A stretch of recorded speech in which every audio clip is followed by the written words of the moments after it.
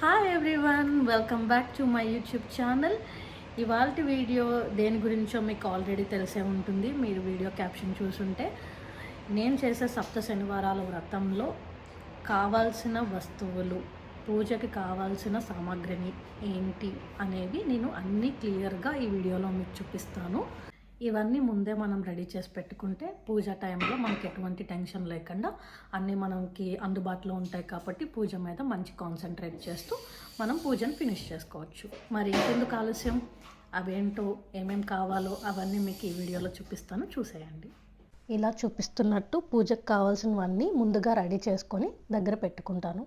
నేను వెంకటేశ్వర స్వామి వ్రతాన్ని చేస్తున్నా కాబట్టి ఇలా వెంకటేశ్వర స్వామి పటాన్ని రెడీ చేసుకుంటాను. మనకి పూజకి ఒక పీట కావాలి, దాని తర్వాత దాని మీద వేసే క్లాత్ ఒకటి రెడీ పెట్టుకుంటాను. ఇలా వీడియోలో చూపిస్తున్నట్టు ఒక పళ్ళెంలో పూజకి కావాల్సినవన్నీ రెడీ చేసి పెట్టుకుంటాను. ఇలా రెడీ చేసి పెట్టుకోవడం వల్ల నాకు పూజ టైంలో ఏ టెన్షన్ లేకుండా అన్నీ అందుబాటులో ఉంటాయి. సో ఇప్పుడు చూస్తే పసుపు, కుంకుమ, గంధం ఇట్లా పెట్టుకుంటాను. నెక్స్ట్ వచ్చేసి కొన్ని పసుపుతో చేసిన అక్షింతలు రెడీ చేసి పెట్టుకుంటాను. ఈ పూజకి అక్షింతలు బాగానే కావాల్సి ఉంటుంది. దీపారాధన చేయడం కోసం ఒత్తులు కావాలి. మీకు తెలుసు కదా, 7 దీపాలు వెలిగిస్తాం, అవి కాకుండా దేవుడి దగ్గర వెలిగించే వేరే దీపాలు.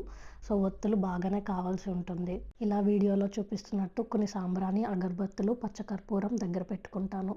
తర్వాత వచ్చేసేపటికి కలశారాధన, కలశ స్థాపన కోసం ఒక కొబ్బరికాయకి పసుపు రాసి గోవిందనామం పెట్టుకుంటాను.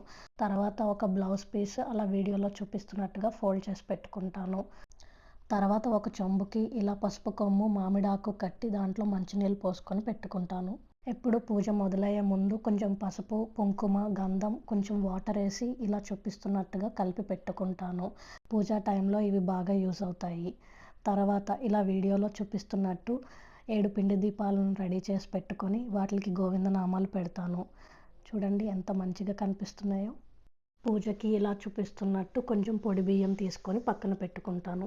పూజకి ఇంకా దేవుడికి ఫ్లవర్స్ కావాలి కాబట్టి ఇలా ఫ్లవర్స్ కూడా రెడీ చేసి పెట్టుకుంటాను. పూజ కోసం వస్త్రమాలలు కూడా రెడీ చేసి పెట్టుకుంటాను.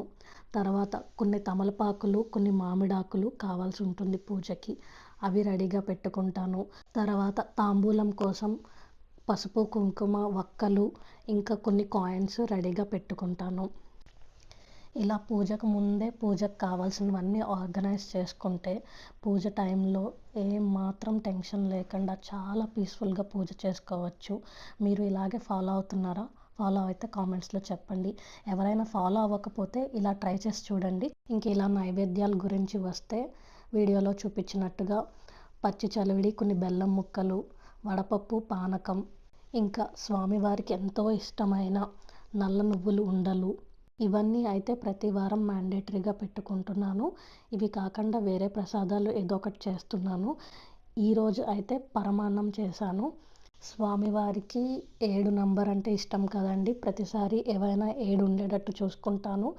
ఎప్పుడైనా ప్రసాదాలు ఎక్కువ చేయలేని రోజు ఫ్రూట్స్ కూడా పెట్టుకుంటాను. ఫ్రూట్స్లో మనం తాంబూలాలు ఇస్తాం కాబట్టి బనానా అయితే మ్యాండేటరీ ఉంటుంది. ఇంకా ఏవైనా వేరే ఫ్రూట్స్ ఏమైనా పెట్టుకోవచ్చు. ఇంతేనండి, ఇవన్నీ రెడీ చేసి పెట్టుకుంటాను. తర్వాత పూజ స్టార్ట్ చేస్తాను. మనం వ్రతం స్టార్ట్ చేసే ముందు మన ఇంట్లో ఉన్న దేవుళ్ళకి కూడా పసుపు, కుంకుమ బొట్లు పెట్టి మంచిగా పూలతో అలంకరించుకొని దీపారాధన చేసుకుంటానండి. అంటే ఇంకా ఇంట్లో డైలీ పూజ చేస్తాం కదండి, సేమ్ అలాగే చేసుకుంటాను. మరి అందరూ ఇలాగే చేసుకుంటారో లేదో నాకు తెలీదండి. నేనైతే ఇలాగే ఫాలో అవుతున్నాను. నేను రీసెంట్గా మా ఇంటికి ఒక చిన్న తులసి కోటను తెచ్చుకున్నాను. ఆ తులసి కోటకు కూడా మంచిగా పసుపు, కుంకుమలతో బొట్టు పెట్టి వీడియోలో చూపిస్తున్నట్టు తులసికి కూడా మంచిగా సింపుల్గా పూజ నేనైతే వ్రతం స్టార్ట్ చేసే ముందు ప్రతి వీక్ ఇలాగే ఫాలో అవుతానండి రొటీన్ని. ఒక రకంగా చెప్పాలి అని అంటే ఒక సింగిల్ పర్సన్ ఇవన్నీ చేసుకోవాలి అంటే కొంచెం కష్టమే ఉంటుంది. ఇంట్లో చాలా పని ఉంటుంది. ముందు పూజ చేసే ముందు క్లీనింగ్ కానీ, పూజ రోజు ఇవన్నీ రెడీ చేసుకోవడం కానీ, పూజ అంతా ఫినిష్ చేసుకోవడం కానీ నాకైతే మా హస్బెండ్ చాలా చాలా హెల్ప్ చేస్తారు. ఇవన్నీ నేను చేసుకుంటున్నా అంటే తన సపోర్ట్ లేకుండా అస్సలు ఇవన్నీ నాకు కుదరవండి. మీరు కూడా మీకు ఇలా పూజలు చేసుకున్నప్పుడు లేకపోతే ఏ విషయంలో అయినా మీకు హెల్ప్ కావాలంటే మీ వైఫ్తో కానీ లేకపోతే మీరు మీ హస్బెండ్స్తో కానీ క్లియర్గా డిస్కస్ చేసుకోండి. ఇద్దరు అండర్స్టాండింగ్తో చేస్తే ఏదైనా సక్సెస్ఫుల్ అవుతుందండి. ఇంకా పూజా విధానానికి వస్తే చూశారు కదా, ఫస్ట్గా ఆ పీటకి పసుపు రాసి కుంకుమ బొట్లు పెట్టి తర్వాత ముగ్గు వేసి ఇందాక చూపించిన క్లాత్ వేసి తర్వాత బియ్యం పోసుకొని వెంకటేశ్వర స్వామిని తర్వాత ఒక పసుపు వినాయకుడిని పెట్టుకోవాలండి. తర్వాత కలశాన్ని కూడా ఏర్పాటు చేసుకోవాలి. ఫస్ట్గా మనం వినాయకుడికి పూజ చేస్తాము. మీకు ఆల్రెడీ చెప్పాను కదండి, మనం ఏ వ్రతం చేసినా పూజ చేసినా ఏ శుభకార్యాలు చేసినా మనం అందరం ఫస్ట్ వినాయకుడికి పూజ చేసుకుంటాము. ఈ వ్రతంలో కూడా అంతే అండి, ఫస్ట్ వినాయకుడికి పూజ చేసుకుంటాము. వినాయకుడి పూజ అయిపోయిన తర్వాతనే వెంకటేశ్వర స్వామికి పూజ చేస్తాము. మీకు వీడియో స్టార్టింగ్లో నేను ఏవేవైతే మనకి పూజకు కావాల్సి ఉంటుందో అని చెప్పాను కదా, ఇప్పుడు మీరు వీడియోలో క్లియర్గా చూస్తే అవన్నీ నేను యూస్ చేశానండి. నేను పూజకి ఒక్కసారి కూర్చున్నానంటే పూజ అంతా అయిపోయి కథ మొత్తం విన్న తర్వాతనే పూజ నుంచి పైకి లెగుస్తాను.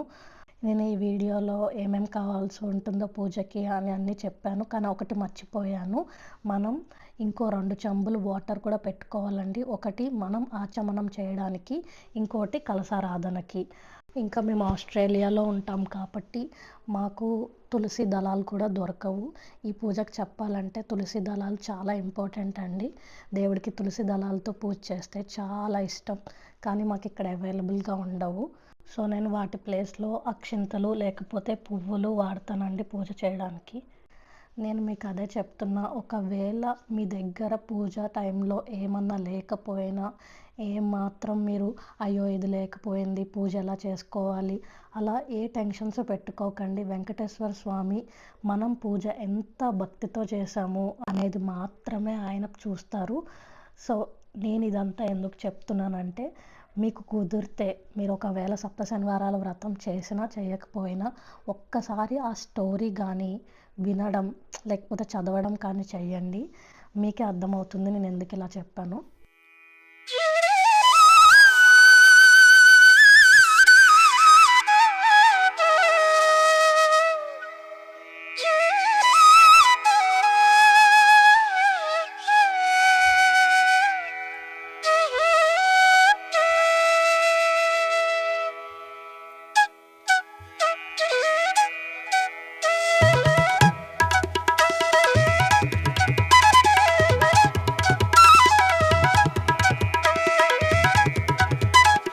పూజ అంతా ఫినిష్ చేసుకున్నాక నేను వ్రతకథ వింటానండి. వ్రతకథ ఫినిష్ అయినాకే పూజ దగ్గర నుంచి లేస్తాను. ఈ వీడియో ఎడిట్ చేస్తున్నప్పుడు నోటీస్ చేశాను, వీడియోలో చూడండి బ్యాక్గ్రౌండ్లో అరుణ్ కిచెన్లో ఏదో కష్టపడుతున్నారు. నేను పూజ అయ్యేంత వరకు ఫుడ్ కానీ లేకపోతే ఏమి తీసుకోను. సో నాకు పూజ అయిపోయే టైంకి వేడివేడిగా ఫుడ్ రెడీ చేసి పెడుతున్నారు. నేనైతే ఉపవాసాలు అవి చేయట్లేదండి, కొన్ని మంది చేస్తారు, బట్ నాకైతే హెల్త్ కొంచెం సపోర్ట్ చేయదు. చూశారు కదా, ఇవే చాలండి, ఇంకేమీ అవసరం లేదు. దీంట్లో కూడా ఏమైనా మన దగ్గర అందుబాటులో లేవు అని అంటే ఉన్న వాటితోనే మనం చేసుకోవచ్చు, తప్పేం లేదు. సో ఇంకా మీకు ఏమైనా డౌట్స్ ఉంటే ఇన్ డీటెయిల్గా ఏమన్నా ఇన్ఫర్మేషన్ కావాలి అంటే కామెంట్స్లో చెప్పండి, నెక్స్ట్ వీడియోలో పోస్ట్ చేయడానికి ట్రై చేస్తాను. Thank you so much for watching and sharing lots of love. See you all in the next video. Until then, bye bye.